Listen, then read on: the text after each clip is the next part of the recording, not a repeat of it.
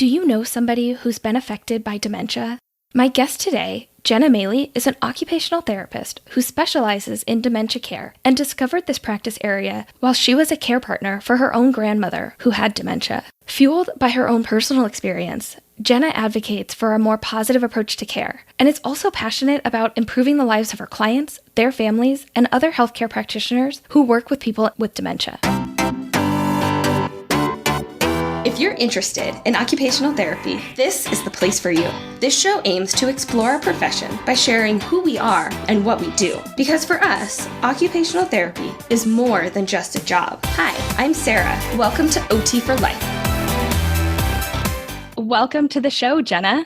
Hi, thanks for having me. I know that you had a very pivotal kind of experience that happened early on in your OT journey. And I wanted to take a minute for you to just describe the moment that you realized that something needed to be done in terms of dementia care.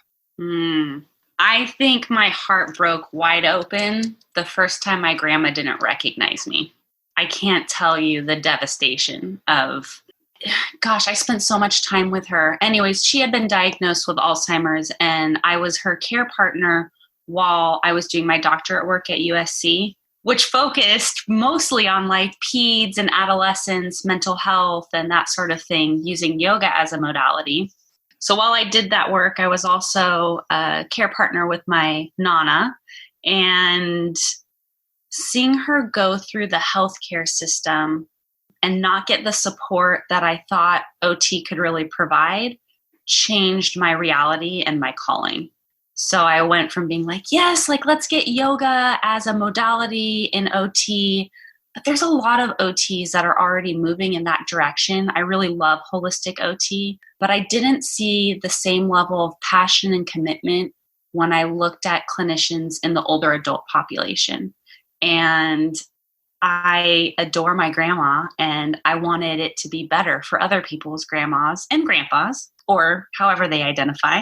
So I went from pediatrics and yoga and holistic OT to looking at how I can support dignity and quality of life in the face of really progressive conditions.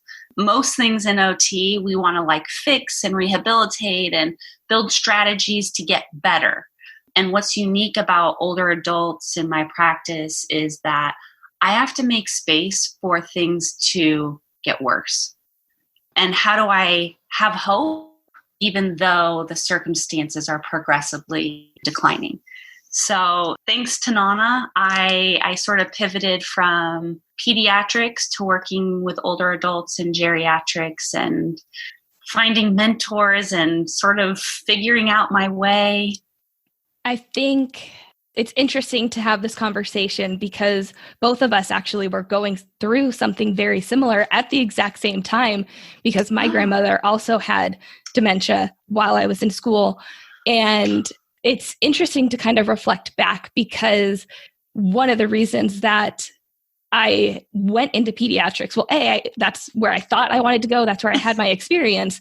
But because I had this closeness to home with my grandmother going through dementia, and I know exactly what you're talking about when you start to not recognize who you are and not remembering really kind of who they are, or they'll remember things from way early on, but then they'll kind of forget things that had happened later in life. And that was it was too close to home for me when I was in school. And I think I kind of shut out a lot of my adult and specifically older adult education because of the personal stuff that I was going through at home. So very interesting that both of us had kind of a similar direction at the beginning of school, but I decided to keep with pediatrics, and you did a complete 180 and shifted into working with older adults and focusing on dementia care.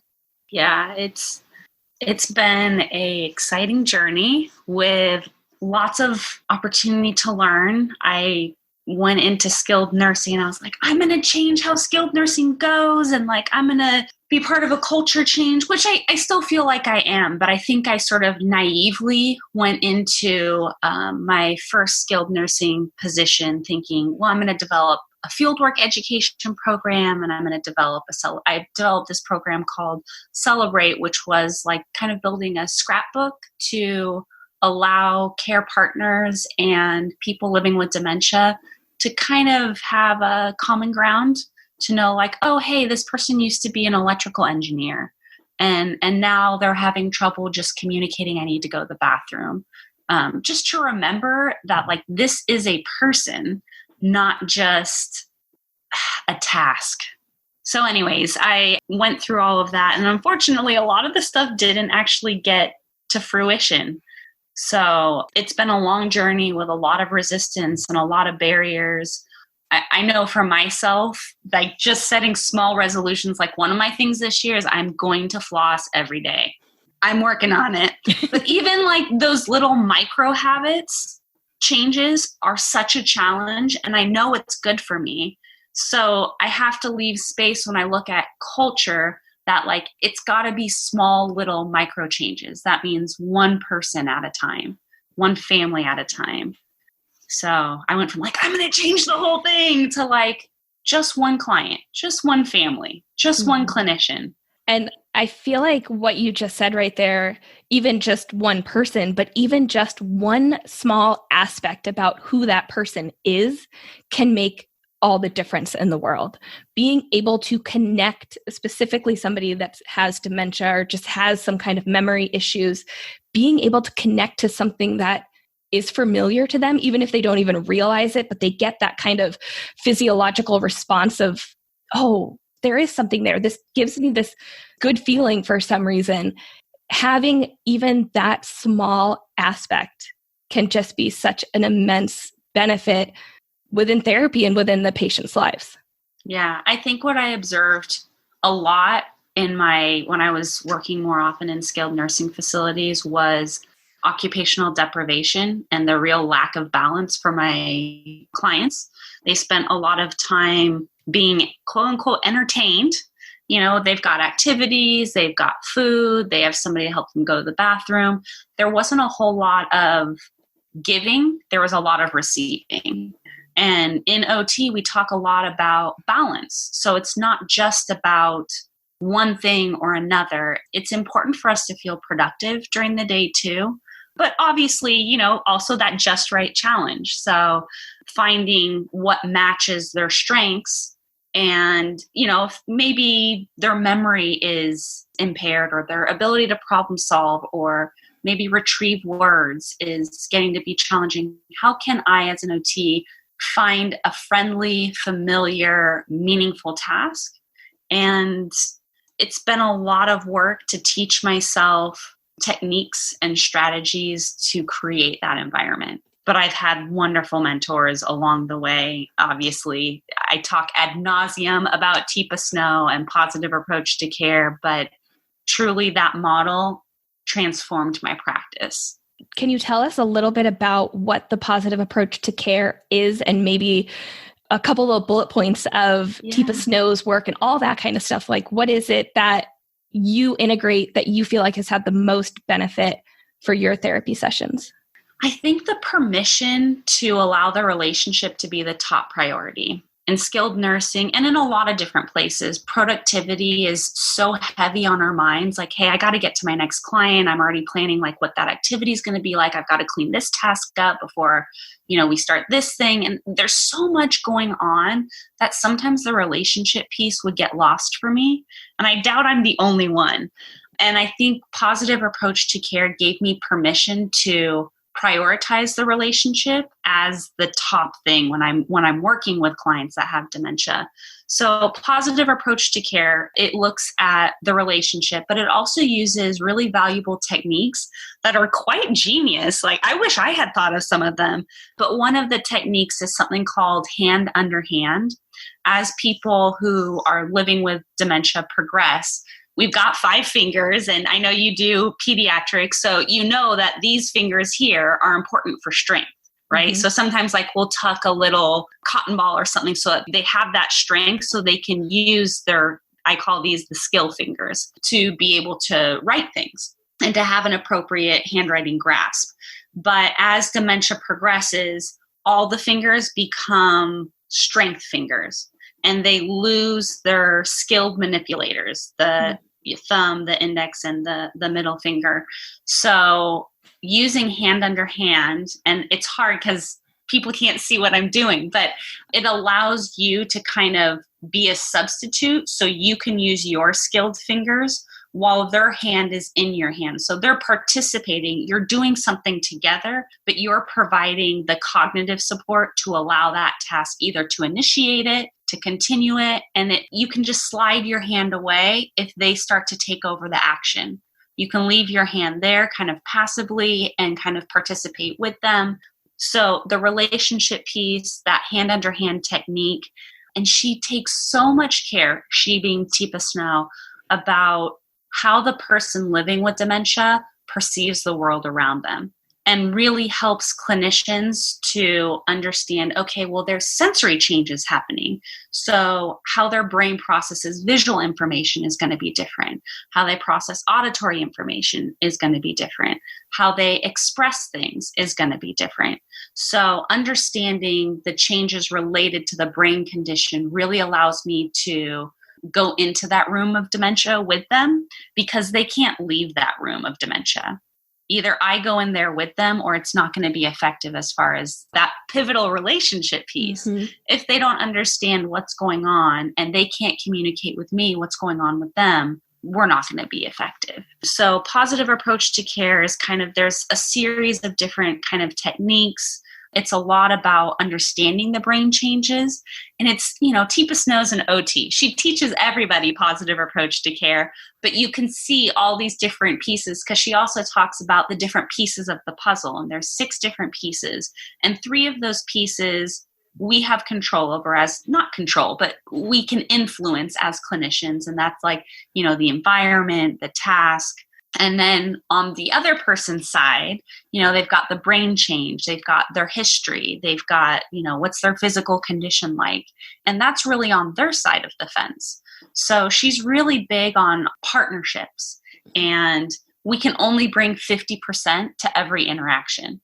And we have to let go of that other 50%. And we do that sort of naturally, I think, as OTs, to like give people the freedom to figure stuff out, but also the permission to not be fully responsible for the outcome. It's 50% me and it's 50% the client or the family that I'm working with. So positive approach to care has been a really transformational model that I've used in my clinical practice. And I'm actually working with some students down at Stanbridge University, and they are brilliant students. And we're working together to kind of do a rapid literature review to start to build a gold standard framework, so we can look at Teepa Snow's positive approach to care and start comparing it to evidence. Wow, that is so cool to hear about that. And as you were talking, it's interesting to hear hand under hand, because I feel like, at least in pediatrics and probably in other disciplines, like we always hear hand over hand. Yes. And I feel like it's like hand over hand to me almost sounds like forced. It sounds directed. It sounds kind of where you're taking over as the clinician or the caregiver, that you are doing onto the person that needs help. But almost like makes me feel like, oh, you're coming in to share in it and provide support, and as much support as they need until they don't need it anymore, and if they need more or whatever. And it's like this less imposed upon, more providing that support as needed. Yeah. Oh, a lot of partnering. And I think that so much of me is like, if I had only known this stuff when I was, taking care of Nana, it would have been, I can't tell you how many times that getting dressed was difficult, or using the toilet, or even just taking a shower, because all of those things are such private things generally. And older adults have done this on their own their whole lives. And all of a sudden, as a clinician, I'm there trying to provide support or help them or direct them. And that's sort of invasive. But Teepa Snow's positive approach to care helped me to reframe that part of my practice, and it's worked really well. Everybody's like, oh, give the difficult ones to Jenna, because she can always work magic. And I'm like, guys, it's not me. I'm not doing any magic. Like, there's techniques I'm using. I'm not, anyways, I digress, but yeah. Well, and I think the big thing, I love that word partnership that you said, and also in the same vein, the relationships, because it's not just the relationship of therapist, clinician to client / patient, but it's also the relationship to you as a clinician, to the families and the caregivers, as well as the relationship between the caregivers to their family member that is experiencing this, as well as all the other healthcare providers, if they happen to be in a skilled nursing facility or some sort of long-term care, wherever they are. There are a lot of relationships that all play a role into just this one person's journey with dementia. Yeah, that's very true. And it's interesting too, because like if you're showing up and you're providing the right kind of support, you're going to feel something. And all those healthcare practitioners that are involved in supporting people who are aging, whether it's, they have some progressive disease and they're living with dementia symptoms, or there's lots of ways we sort of travel through older adulthood and the end of life. And we have grief too. All of a sudden you go in and knock on the door and Sally's been able to recognize you every time you come in. And then that one day you forget to knock and you walk in and Sally is like, "Who are you? What are you doing here?" And you're like, my initial response when those things would happen would be like, "Oh, Sally, it's me. Remember, like we hang out every day together. This is our usual time." But it took a lot of experience and a lot of failing, actually, to realize. That's how we learn. Yeah, I know.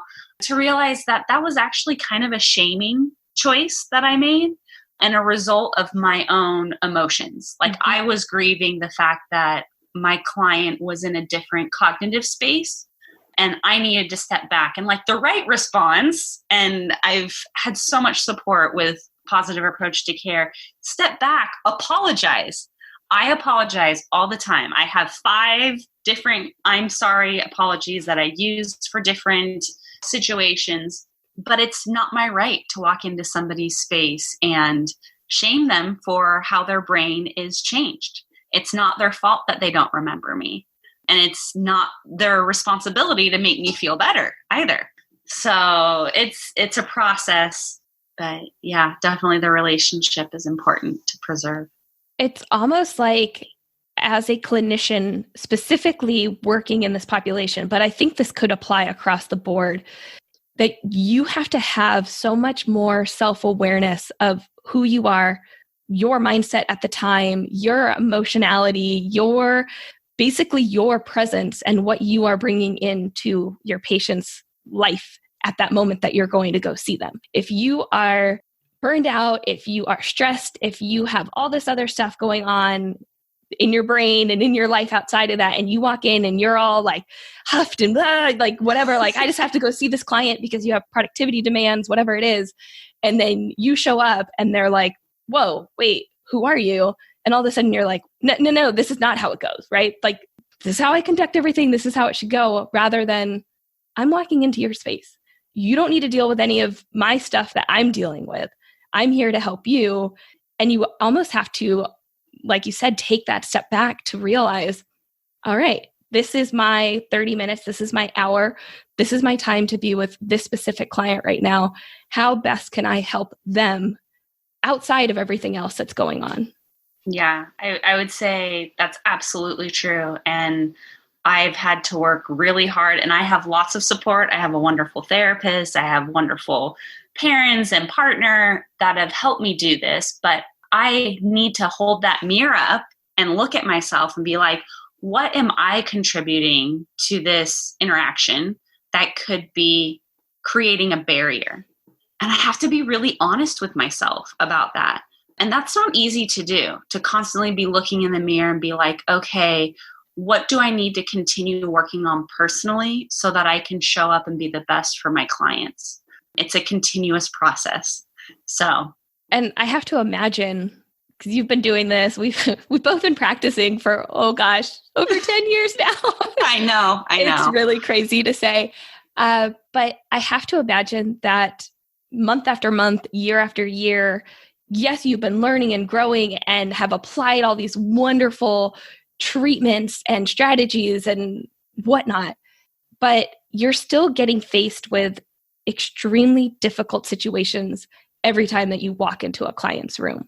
How does that impact you as a therapist and also personally as well?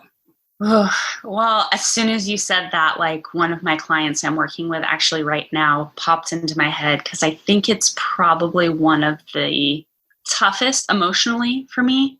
One, dementia is not fair. Nobody deserves to be stolen away like that, piece by piece. It's tough because you're like, well, but the person is right there sitting, they look the same, but you can't look inside their head and see like, oh, the brain's shrinking, parts of the brain are dying. Like if people's heads shrunk in comparison to like how their brain was dying, you could look at something and be like, oh my goodness, of course you need more cognitive support. Look at how you've changed. Mm-hmm. But it's a lot more subtle than that. And this client that I'm working with currently, he's only 56 years old, diagnosed with kind of an early onset type of dementia. Really, really uncommon. But he has a 5-year-old son who doesn't understand why his dad won't play with him and doesn't understand why his dad loses his temper and doesn't understand why. And oh my gosh, when I went, this is a home health client that I was seeing. And my first day I went in to do the eval, I knew that he was living with dementia. So I had that background, but I was not ready for dealing with a child in that situation. It's one thing to lose somebody who like you've known for a long time, but this kid's 5 years old and for most of his life. So this client is actually an immigrant, and he immigrated to the country, established himself here, actually became a Christian. He grew up with a Muslim family, and he converted to Christianity after being here for a little while and is kind of like the lone person in his family that sort of left. So there's a lot of emotions around that. So he's sort of separated a bit from his family. And he actually met his wife on a missions trip. He went with his church down to El Salvador to do mission work down there. And she was a physician down there, also helping at the mission. And they fell in love and they got married, and she moved up here and they started to create their life and talked about having a family and decided they wanted to wait a little while because they wanted to have the right finances in place. So they finally decided to have kids. He was around 50. I think she's a little bit younger. And when the little boy was about 2 years old, Dad started doing some weird stuff, jumping out of the car while it was moving, trying to attack people at Home Depot when they were there. Just things where the wife was like, there is something going on. Like, this is not him. And they got a diagnosis when the little boy was about 3 years old. And now it's been 2 years since. And in the meantime, like they've had to bring in CPS because the dad accidentally shut the garage door on his son's feet and it crushed his feet. So obviously there's a concern there. And They were connected with resources to help support the kid. But this is such an unusual circumstance. So I did my job. I did my evaluation. I held it all together. But inside, I was disintegrating. And I got back in my car and I immediately called my dad and I pulled over. Like it wasn't safe for me to continue driving. And I was just sobbing because how unfair. There's just, not that life is ever fair. There's no guarantees, but like this little boy's scared of his dad. And it's not like his dad is malicious. It's that his dad doesn't have the brain capacity to be a father. You know, in subsequent sessions, so we've been working together for a few months now. Sometimes his son's at school and it's just the two of us. And he's broken down and cried and said, like, I want to be a good dad, but he won't play with me. So like, you know, you and I can, it's sometimes a privilege, sometimes not, look at ourselves and have insight about our behaviors. But for this client of mine, he doesn't have that cognitive capacity to look at himself and figure out, why is my son scared of me? why won't he let me be his father? So it's just so heartbreaking. So to deal with those things, I call my support system and I talk about, hey, this was really tough. And they sort of just give me space to cry and tell me, yeah, that's not fair. And don't try to come up with solutions. They just hear me out. And that's kind of how I deal with that. I talk with my support system about the challenges that I face and how heartbroken I am over certain circumstances. But it's reassuring to know that I have some tools and strategies that can improve that situation. So I pulled on my pediatric skills and we made a storybook to kind of navigate that this is not your fault, because the little boy thinks that he did something wrong to create this. So we have a little storybook that we read, and my hope was that Dad could read it with him, but the little boy's response was he didn't feel safe sitting in Dad's lap to be read to. So maybe we'll get there, maybe we won't. But yeah, I guess that's one story of how things were super emotional, but I've got to keep my professional face on. And I guess as soon as I got in my car, I've had those days. I have literally had those days where I'm like biting my tongue as I'm leaving the house. I'm leaving the appointment and I'm like in my head, don't lose it. Get to the car and then it's fine. But like, I'm feeling it right now just as we're talking about it. That's one story. And that story is unreal, like absolutely unreal. And it's something that you don't wish to anybody. I'm sure you have a million other stories that are just as heartbreaking and just as emotionally challenging. And for you, for the clients, for the families, everything, because I know I go through it and I don't even work in dementia care and I have these difficult situations.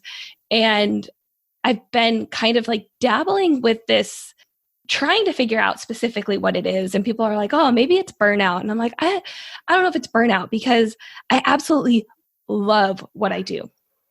And then I don't know where or how it even popped up on my radar, but somebody started talking about compassion fatigue. And I was like, that's it. That's what it is right there. It is, I care so much. You care so much. We as practitioners care so much about our clients.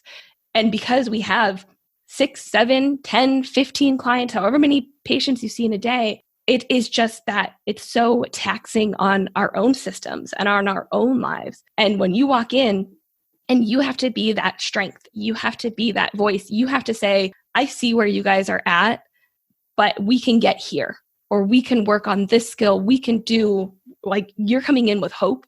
But a lot of those times you're like, I can't even see it myself at that moment, but you have to be the one that has that. Yeah, it's that compassion fatigue that just, it's draining. It's super draining as an occupational therapy practitioner and lots of healthcare workers as well. Absolutely. And I think that's, it's important for us to kind of OT ourselves and recognize when our own nervous systems aren't being well regulated. And that's sort of what brought me from, like I was saying, burnt out to business owner, is I recognized I need more time to myself to recover. I can't run at the productivity levels that the companies I worked for really wanted me to. And I understand it's a business and they're trying to make money, but I couldn't handle doing that 8 times a day, 10 times a day. Because maybe this is just me, but I've seen this a lot. I fail more than I succeed. And to have 1 out of 8 sessions go well, or to feel good about them, what wasn't good for my nervous system. I needed a different sort of setting. So now I just see 3 to 4 patients in a day. Or I get to see 34, but they're all students and they're all so excited to learn stuff. And that's really thrilling. They're a whole different kind of ball game. But I'm either in the classroom teaching people to be clinicians that I wish I had had the resources to be when I started out, or I'm slowly kind of pacing myself through the day with much lower productivity and a lot more time to heal. And maybe maybe that means I sit and do my laundry, or sometimes I just sit and look at my plants. I know that's kind of odd, but there's something sort of rejuvenating about just being in nature and like just being around things that are growing. And like, I don't need to do a whole lot. They do it all by themselves. I just have to give them water occasionally, and they just exist. And that sort of simplicity sometimes is really soothing for me. And I think it's about recognizing in yourself, specifically before you had started your own private practice, recognizing that I can't operate at the level that the company that you were previously working for was expecting of you. And I'm sure even having that recognition was hard, because you're like, I'm an employee here. I should be the one. I should be handling this. Is there something wrong with me that I can't handle it, but everybody else seems to be okay? And I know that I've gone through, again, different practice area, but I've gone through the exact same thing where at the end of the day, where I had so many clients, I'm like, I can't. Like, I remember walking into a client's house and just not even having any sort of mental capacity to deal with anything that day. Like, if anything went out of the ordinary, I was just like, no, I'm done. Like, I can't handle anything. And of course, those were the days that everything would just fall apart. And here I am like, I can't handle anything. And now I have to deal with all this stuff too. I think you're sort of like me in the fact that like, and I'm working on this, I'm working on having healthier boundaries, but I'm such a people pleaser, and I really want to be a team player, and I would really want to show up and pull my own weight. I was getting in my own way. And there were little like red flags along the way that like, hey, like, pay attention. But it took me at least 3 years before I was like, okay, this isn't quite working for me. I'm going to start looking around. And it took me another 2 years to decide, I've looked around now, and there's not a setting where I'm working for somebody else that fits the needs for my nervous system. Mm-hmm. Yeah. So then I became a business owner, and now I have to learn about sales and marketing and all of this whole, taxes and payroll and all of that stuff. Talk about other things we don't learn in school. I know. All the business side. Although I do remember taking, oh gosh, what was her class? We had to do like a SWOT analysis, and there was like a whole workbook. It was like business fundamentals. Yeah, I vaguely remember that. And we like had to put together like a whole project, like as though we were opening our own practice. And I remember I was not in charge of the numbers. That's not my strength, but somebody else ran the numbers, and basically it was going to take 5 to 10 years to break even. And I remember being in school and hearing that and being like, well, that's not for me at the time. And then as my career sort of progressed, I recognized like that was what my body needed. That's what I needed to do for myself to continue being the kind of clinician I wanted to be. So I have a question, and this is something that I've actually been asked before. So I'm interested to hear if you've been asked it. But specifically when I'm talking to, I'm going to say my non-healthcare friends, not my OT friends, like people that have worked or work in healthcare, people outside of that. And I'm telling them about the emotionality of my job and how much I love what I do, but really the very difficult situations that I walk into day after day. And they'll sit there and they will say, well, why don't you just go do something else? Have you ever had somebody say that to you when you've been kind of hashing out your feelings of what you deal with? Not so much that, but I do get asked sort of along that same line. I don't understand how you work with people when there's no hope that they're ever going to get better. So kind of along that same line, I don't have a good answer. I really don't. Like, it makes me sad. It breaks my heart. But I have like this resilience around dementia. I really think it's a calling that I have the ability to go into those spaces, to meet them where they're at, to offer resources. And I think everybody's called to different things. And you have to do like what's in your heart, what makes you feel passionate and alive. I think the reason that I keep doing that is because it feeds my passion. Even though it's heartbreaking, I have success stories. They're not all failures.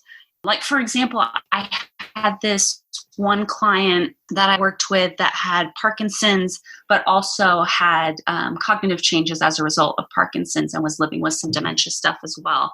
And he used to be a physician in a hospital. And every time at nursing shifts, he would get up. And he had actually gotten up and they had put him in this giant wheelchair. He was like this slight little man. And they had put him in this giant wheelchair thinking, well, he won't be able to get up because he had actually gotten up and fallen, hadn't broken a hip, but had already had a hip surgery and they didn't want to make it worse. So they put him in this giant wheelchair and he, determined little guy, stood up to kind of walk as everybody was doing their nursing shift change, and the wheelchair fell on top of him. So then I got called in. They were like, okay, we don't know what to do. And I was like, okay, all right, I've got like my resources. And one of my other mentors earlier on was a OT by the name of Lanny Butler.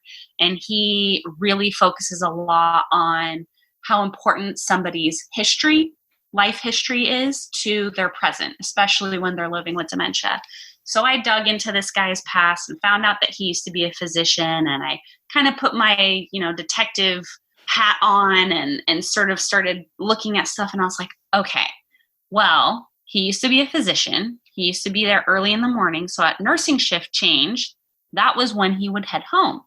However, it is also very important for doctors to review and sign medical charts. So that was my intervention. So I kind of shot in the dark and was like, okay, I put together like a medical chart, put flags in it, gave him a pen and went over and said, right before nursing shift happened, gave him and said, hey, doctor, would you mind, putting your signature at the red flags? We were good.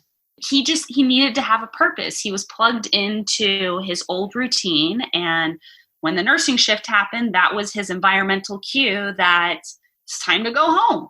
Right. So I would say my winning stories are much smaller in comparison to my learning opportunities, but those wins, they mean a lot and they really fill my cup. And I feel like if we as practitioners allow the difficulty to get to us, and this is outside saying like, if you're working in an area and it's not for you, that's a separate thing. We're talking about callings and passions and where it lights you up that you're there, but it also breaks you down inside. Like this is what we're talking about. I think the response that I had when somebody asked me that question about, well, why don't you just go do something else? Why don't you go work with a different population? Like just go get a different job. And I was like, because this work needs to be done. Yes. If I'm not doing it, or if my colleagues aren't doing it, what's going to happen to our clients and our patients that are experiencing dementia or experiencing cognitive changes or any other reason that they'd be seeing an occupational therapy practitioner? If we're not there changing the mindset and being there to support our clients, there isn't going to be somebody there filling that void. Exactly right. I think if I were asked that question, it would be along the same lines that like, also it's my why. I was actually in undergrad. I thought I was going to be a lawyer. Oh, so I didn't know that. Yeah, I know. I was like, it was a weird major. It was like 5 majors wrapped up in one. And you had to start as a freshman. You couldn't come in later you couldn't transfer into this major basically. Cause it was mathematics, English, philosophy, Greek, and music all kind of wrapped up. I know. I know. But I got to study all like the classics of philosophy and I got to translate things from Greek into English. And I really got to dive deep into who I am. And I realized as I was in undergrad that I love helping people and that the reason I exist, as cheesy as this sounds, is love and to love others. And I was always told growing up, to whom much is given, much is expected. And I grew up with all of my needs being met on a pretty regular basis. Of course, we were all teenagers and all of that. But by and large, I felt called and responsible to do the work that I was capable of doing. And that meant showing up in these difficult circumstances because I had resilience in those areas. So, yeah. I think, too, having, kind of going back to your grandma for a second, being that you had that experience in a very pivotal time period, like that was during your doctorate, and was there any portion of it happening just during like the master's program too? I'm sure there were certain things. Yeah. And I think having that personal story that happened during such a pivotal time for you in OT school, and you said it earlier, like, I wish I had known some of these things that I know now when you were going through it with your grandmother. And I'm sure that just adds fuel to keep going, because there are going to be continual people that are coming through dealing with very similar things that you dealt with as a care partner. And now that you have all this knowledge and resilience, and you have all of this support, being able to help those in need, the care partners, the clients, the nurses, the doctors, anybody else that's kind of dealing with the people that are going through dementia. And I'm sure that that just really keeps you going.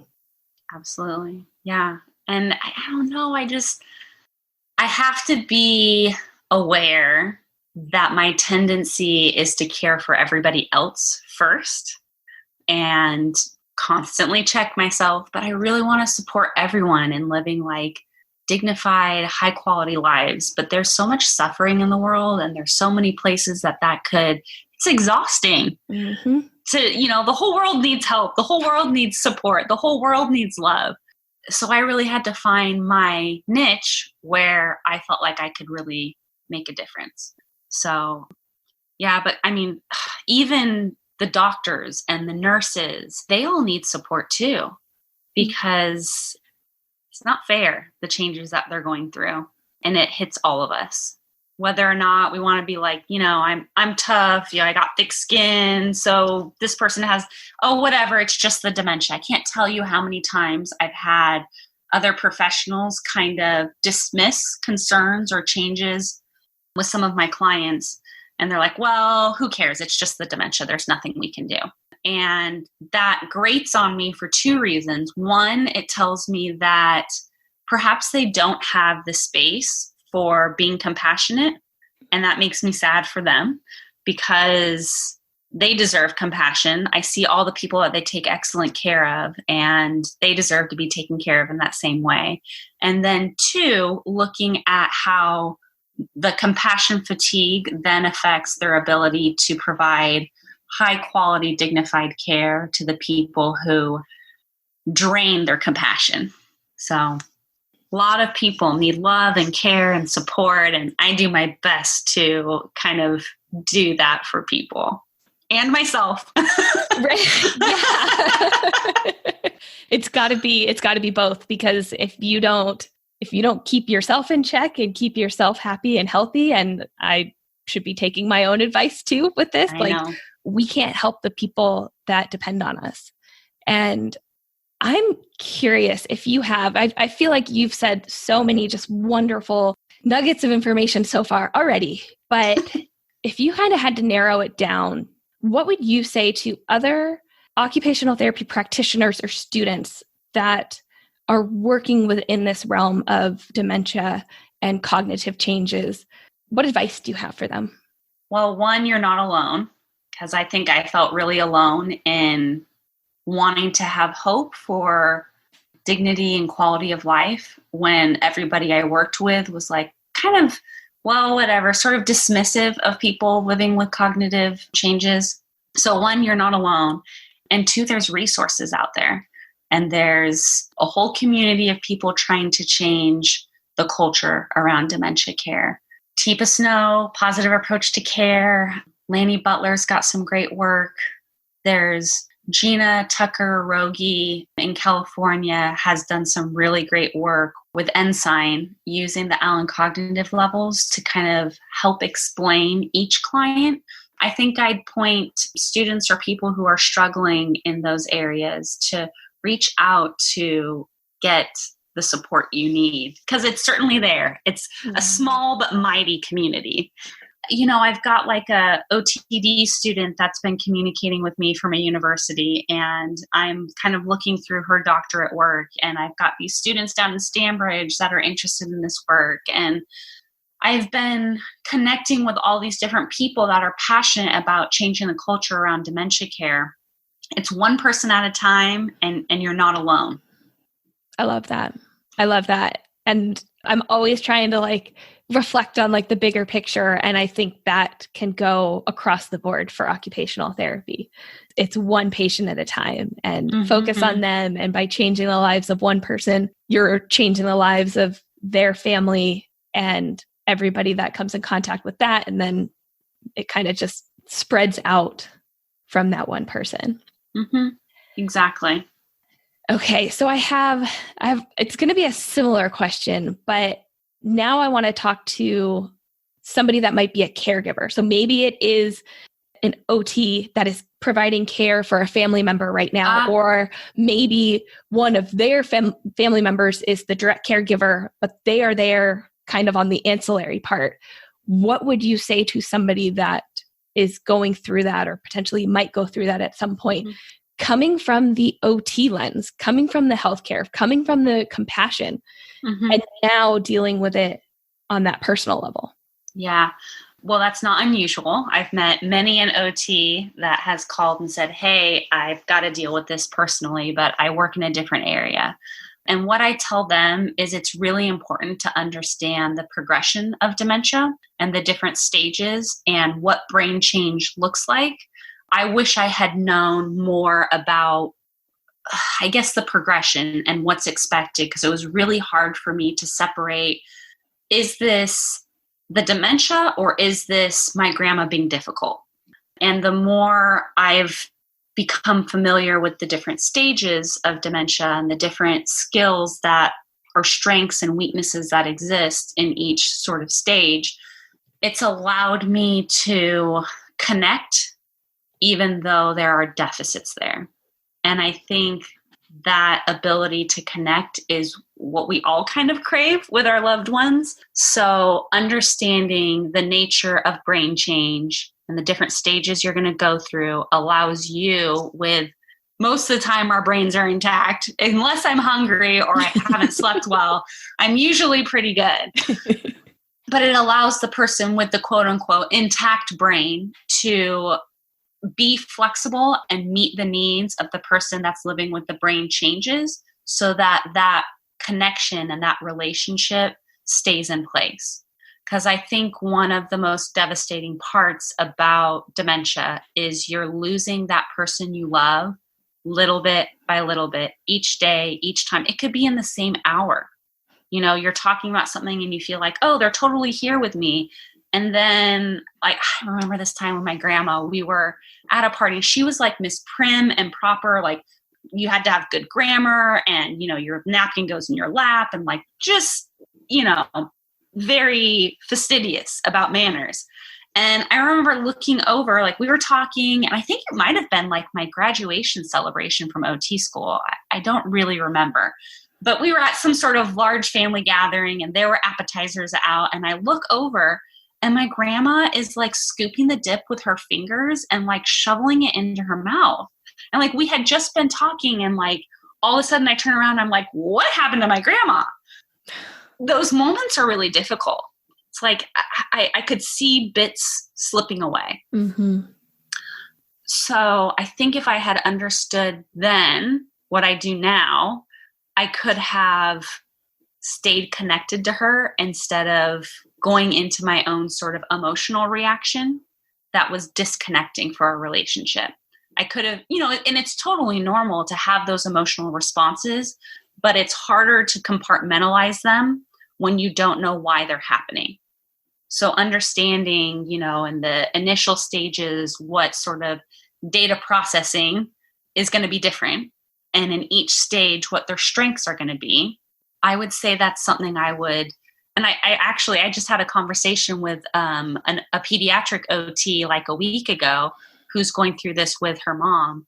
And that's sort of what I told her is look at, they're called gem states, because I I've looked at lots of different ways to like stage cognition and dementia, and no surprise here, TIPA Snow's gem states It wins.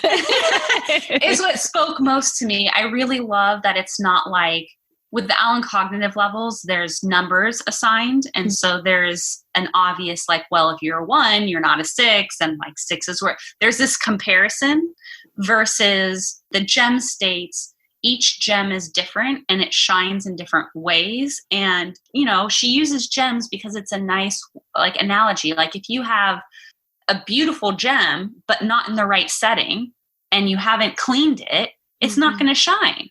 And I love that metaphor because my clients are gems. And I've had families say, well, okay, you said that they're in an emerald gem state. So what do we need to get them back to? Or how are we going to get them back? And I'm like, no.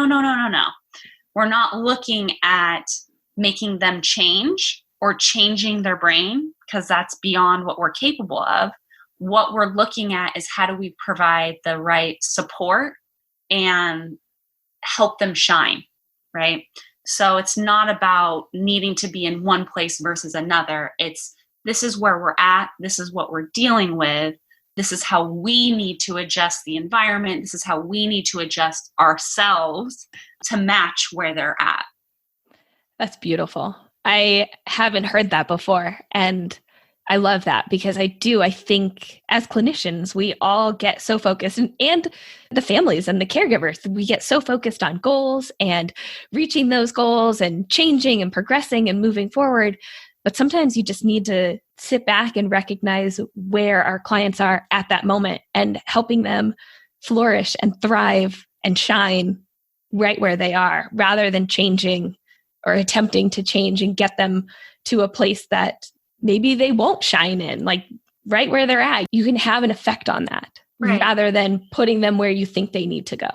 Right. And it's so difficult when you're the one in that situation to be like, wait, I can't help them get better. Because I remember as an OT, like I actually still have some of the things I made for my grandma because I saw her losing her fine motor skills. So I took like a little medicine box and put little gems on top of each of them and would have her like open and close and like put things and organize them because she liked to fiddle with things. But my mindset then was I need her to work on these skills so they get better. Yep. Because that was so much of what I knew about OT at the time was, okay, so here's where we're at and these are the deficits we're dealing with. Let's practice things to build skills to get to where we want to be. And that's not how dementia care works. This is where the person is. What we can change is the environment around them. And that includes people providing care. That includes, the lighting, the sound, how busy the environment is. Are we giving them good visual cues? So it turns kind of this OT paradigm that I had developed as a student kind of on its head. And it took me a while. I'm a slow learner at times to allow no progress to be progress or declines to be progress. Because I needed to start measuring things not based on the skills and the tasks that they could do, but based on the dignity and the quality of life. So are they having lots of, rather than behaviors, I prefer to use the term expressive communication of unmet needs. Mm-hmm. I know that's a mouthful, but I am of the school of thought that behaviors are just another way we're trying to communicate things. Not that, oh, well, you're being difficult or any of that. I look at behaviors as a way that my client's trying to communicate with me. And if we're able to reduce the occurrences of these expressive communication of unmet needs, in my head, that's progress. If we have more connection, if we have better communication, less resistance to care, that's the progress I'm looking for. Because that tells me there's quality of life there, that this person is being valued and being able to live a dignified life despite their brain changes. So much wisdom there. I'm speechless because that's incredible. Like what you just said right there. And that's going to be something I'm going to have to go back. I'm going to have to listen to that a couple of times, just let it sink in there. I have one more story that I'd love for you to share. And this was a video that you posted a couple months ago of you working with a client.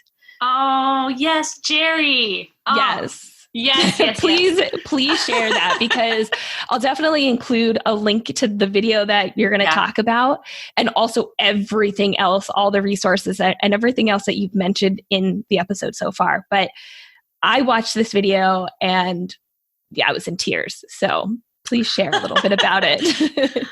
Well, I'm going to put a little disclaimer on that. I did not shoot that video for anyone else to see. It was actually on his day of discharge.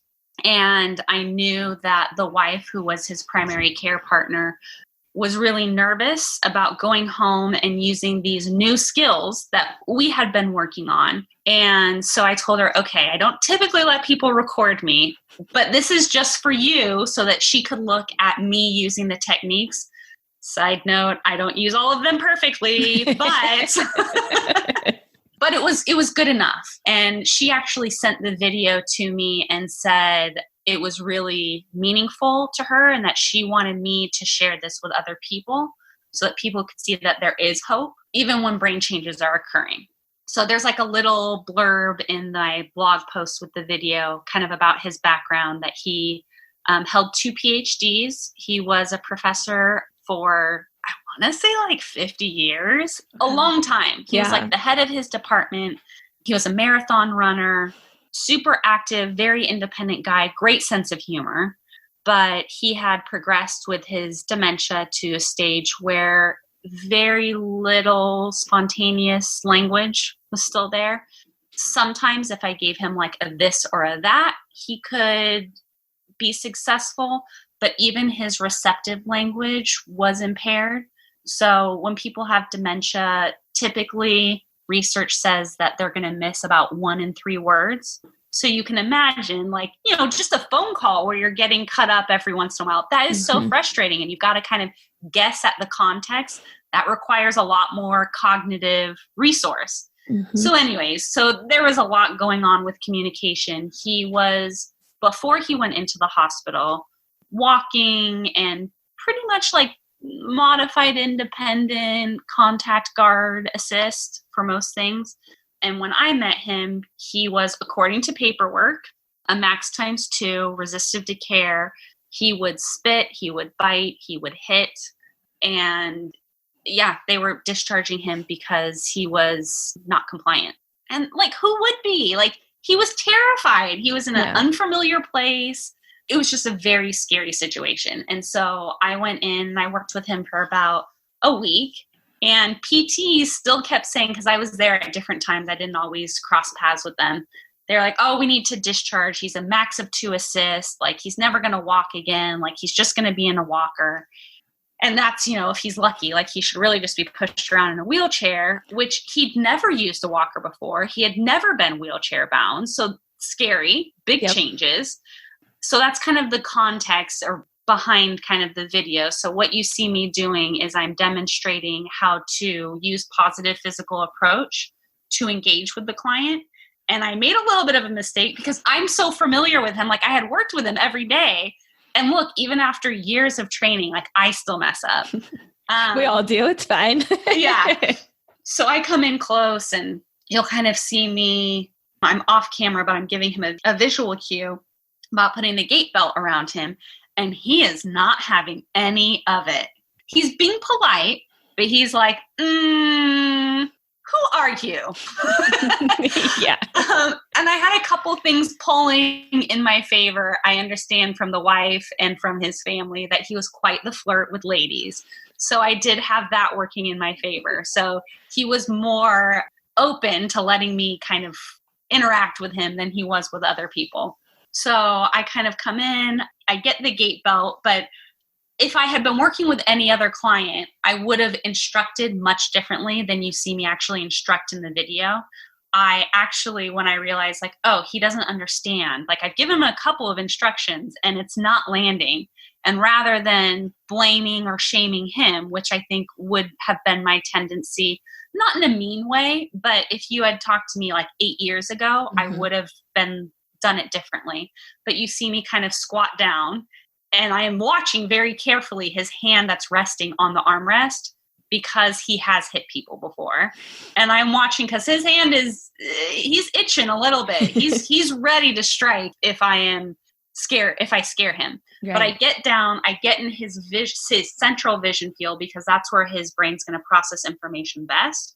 And then you see me give him a visual and a short verbal cue, as well as using a positive personal connection. So once he does what I need and we're ready to transition to kind of the next task we're going to do, you see me use a positive personal connection. So I just made a comment about like his shirt. And you see him kind of like, oh, and it's this social chit chat. Like we have language on the left and we've got rhythm on the right. And that social chit chat stays engaged. So even though the content isn't really there, it's more the tone and the sharing back and forth that helps us connect better. So you see me kind of use the personal connection with him. And then I use hand under hand and get him. He actually had a lot of automatic stuff still set up that I didn't really need to help him stand up. He was strong enough to do it. He just needed to know what I wanted him to do. So with that cognitive support, he stands up. I get into, actually it's a double hand under hand. And why that helps is I've got like his elbow tucked behind mine. We have a lot of unconscious proprioceptive information that comes from our body. So I'm really banking a lot on his spinal tracts and the unconscious proprioceptive input that goes to the cerebellum. And I use my body to kind of remind his body proprioceptively how to walk. So I'm not using a lot of words. I'm actually using my body. So rather than pulling forward, which when you think about walking, you think about like that forward momentum, I'm using tactile input and proprioceptive input to cue his body to automatically walk. Because it's an automatic behavior. We all know how to walk. We all know how to balance ourselves. So I'm using my body to provide cognitive assistance so that his body can do the walking. And then you see me like we turn around at the end of the room and I actually pump into his dominant hand. So I give him like a little squeeze to get his visual attention instead of giving more auditory information. I pump, and once he kind of turns, I get myself in his central vision to give him an instruction with a visual cue. And he's like resisting as we're doing the turn. And like in my head, I'm like, why is this difficult? And he was really, for some reason, the gate belts totally grabbed his attention. So we kind of paused there. And it speaks so much to the importance of listening to your client rather than be like, come on, like, let's keep walking. My double hand under hand would have been meaningless if I didn't stop and connect with him in that moment, because that was a moment for us to share something. And then the wife's favorite moment is when he turns and you see this moment of the old Jerry. You see this smile and then he, sort of fades and we continue our task, but there's just this little glimmer of like, that's the Jerry. And then he really starts squeezing my hands because he realized, I think this is my theory, he felt safe walking with me. So he really starts looking for more input and he starts squeezing my hand. So when I turn, you see when we get back to his chair, I want him, because I'm just so dialed in as an OT, reach back for your chair, reach back for your chair, reach back for your chair. And that's not what he's always done. So I get into that position and like I'm trying to guide one hand to put it on the chair. And it takes me like a second or two to realize like, oh, he doesn't want to follow what I'm saying. He wants to follow what my body's doing. So then I continue to use my body and sit down with him. And we sort of finish the task. So he actually walked out of the building that day with his wife after everybody else had said, he's bedbound. Just leave him here. There's no hope for him. So that was a fun win. And that was really nice that the wife sent me that video, and I was going to blur out his face because HIPAA, but she was like, no, they have to see his smile. Yes. That's the best part. There was so much to that video. And I love that you just kind of broke it down in steps and what was going through your mind and why you were using the techniques that you were using. But for anybody that watches that video, and I'm going to tell anybody that is listening to this right now, go watch it. I'm linking to it. You have no excuse. Go watch it. It is that smile that you're like, oh my goodness, like chills, tears, like be ready, because it is that smile that really shows the power of OT and the power of connecting with our clients. And the fact that everyone else said he's going out in a wheelchair and he walked out, that's it. That's it right there. Yeah. And I wish, you know, like that's also why I'm working with graduate students to do research, but I've used PAC successfully, PAC, Positive Approach to Care, for years. And I'm like, everybody should know how to do this, whether it's for them, their own clinical practice, or just, you know, we all have grandparents, we all have parents, we all have neighbors, and we should know how to appropriately engage and model that for other people, because that helps to reduce stigma that people with dementia don't add value to society anymore, that they're somehow just a burden. And I think that's really untrue. I've learned a lot from my people living with dementia, up to and including, I had never thought about the back of my hand, the skin on the back of your hand. I don't know if you've ever considered this, but I've never looked at the back of my hand and thought, what a beautiful hand. But I was working. I do it all the time. Okay. Totally not.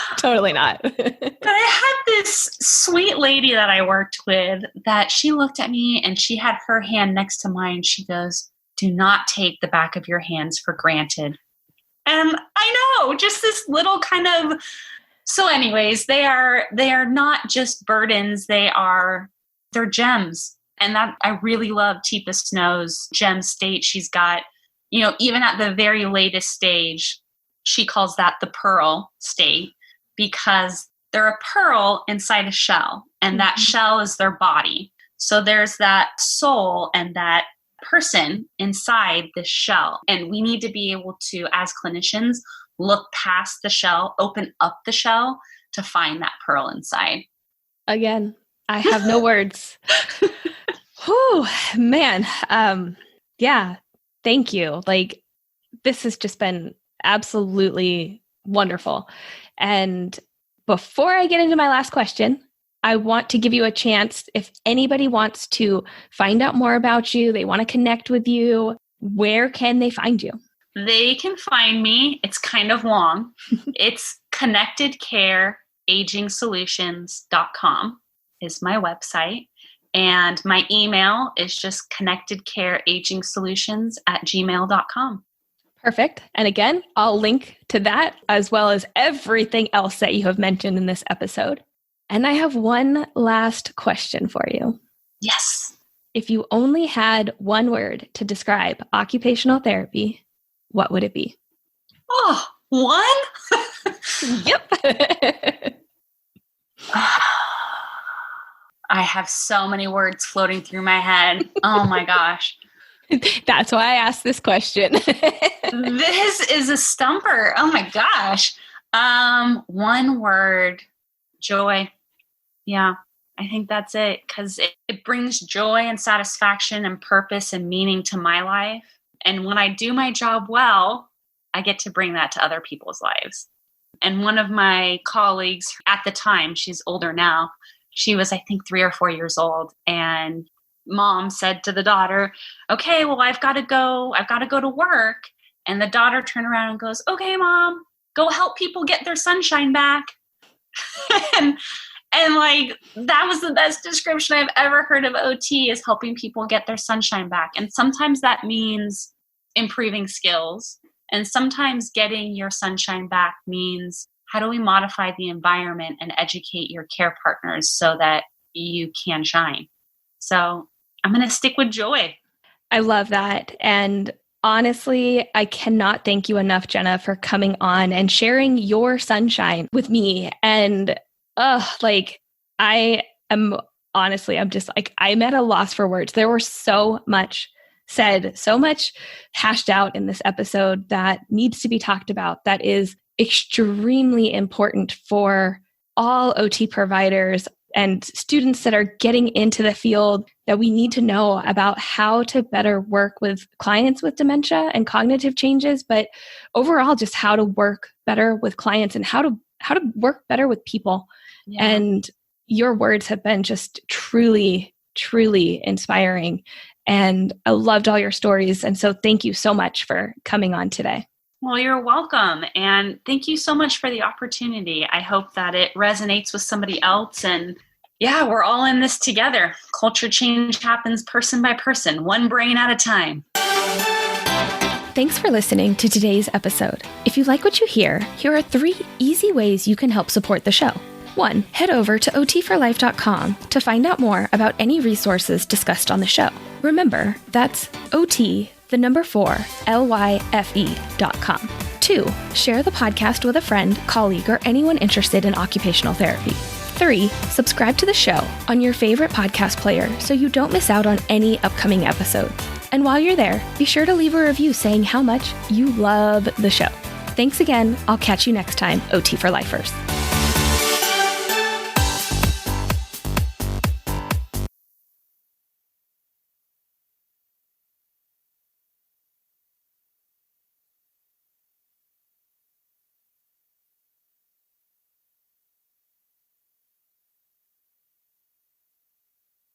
Hear that? No. Okay, good. No, I don't hear anything. Okay, good. That was, sorry, I have a client at 12. Let me just silence that. You do you. You're good. Care partner. Is that what you called it? Yeah. Of course, I lost what I was going to say. Hold on. It'll come back to me. There it went. Yeah. There's a lot of people who just don't have the resources to work in bleh. I rubbed off on you. Oh gosh. Well, there's just so much that I want to say. Like okay. It's all right. It happens. It happens to all of us. You'll notice like I've been like writing down little notes so I don't forget what I'm saying. But then when it comes to me and I don't write it down, then I forget it. But coming to that, what's the word I'm looking for? Coming to that, not awareness. Oh my gosh. See, I told you. Well, anyways. Yeah. Sorry. Besides the point. No, I digress.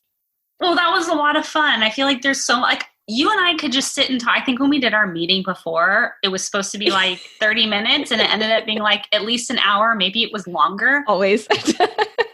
It's so much fun chatting with you. But I think, oh my gosh, where was I going to go? Good thing that the episode's over because now I lost where I was going with this one.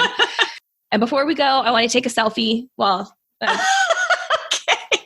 Yeah, take a picture. For a selfie. It's fine. It's going to be small, but we'll just do it. Really fun. Okay, ready? Yep. Thank you. This was amazing. Like amazing. In the middle, not even like right after like 5 minutes, I was like, I'm done. Like this episode is amazing. And then it just got better and better and better. And yeah. So I hope so. I'm really passionate about what I do. So it's nice to have a platform to share it on.